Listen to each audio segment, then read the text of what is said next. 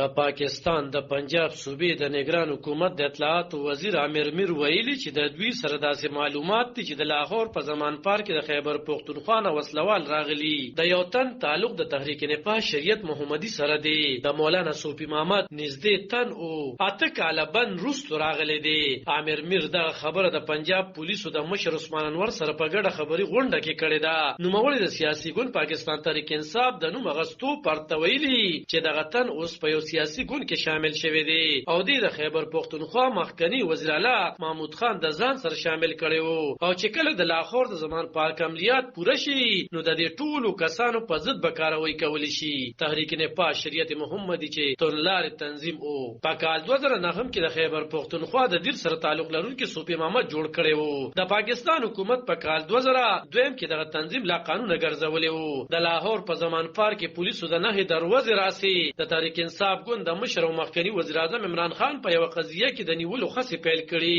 او په دغه مخال د ټي ټي پی د غړو او په دغه مخال د پی ټي آی د غړو پولیسو ترمنځ نښتې خوم شوي دي د پنجاب پولیس مشر ویلي چې په نښتو کې پولیس جوبل شوي او سرکاري املاکو ته تاوان اړول شوی دی او تحریک انصاف ګوند وایي چې په غړو یې نیغې ډزې شوي اوښ کې بیون کې ګیس پرې کارول شوی دی په زمان پار کې د وسلوالو په موجودګۍ په ټولنیزو رسنو تود بحث پیل شوی دی څېړونکي خبريال عقیل یوسف زیده شروع پرواز په ټوئیټر ویلي چې پرون چې په زمان پار کې کمینی خطې شوي پکې د یو لا قانونه ګرځول شوی تنظیم د پخوانی ویان په ګډون ډیرو برخه اخیستې بلکې ویناګانې یې خوم کړې دي وروستو بیا نوموړي په یو بل ټویټ کې ویډیو خوره کړې او دعوه یې کړې ده چې د دروغو یو خد وي اقبال خان نومتن اته کاله په بند کې تیر کړي او د سوات په فتحپور کې د وزیرستان طالبانو په کال 2009 کې د په کاته کې دوه تنه حلال کړي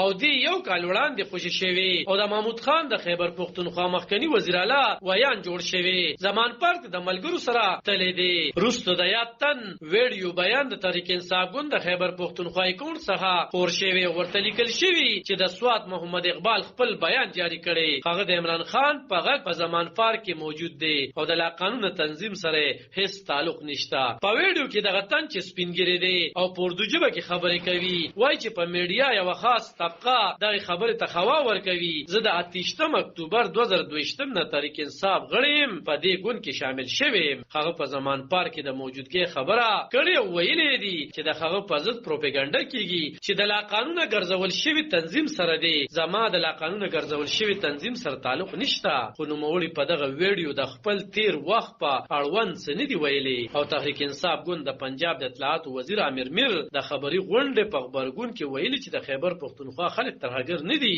بلکې ترهګر ښکار دي د پی ډی ایم حکومت ته د پنجاب د نگران حکومت د ذمہوارو افسرانو د لارې صوبایت او لسانیت ته د هوا ورکولو په ځای خپل عیني ذمہواری پوره کړي او الیکشن دی وکړي عمران خان چې تر اوسه پورې نه دی نیول شوی د پنجاب پولیس چارواکي وایي چې د عدالت حکم په ځای کوي عالم خان شیرپو دلبر نیوز 400 د پاکستان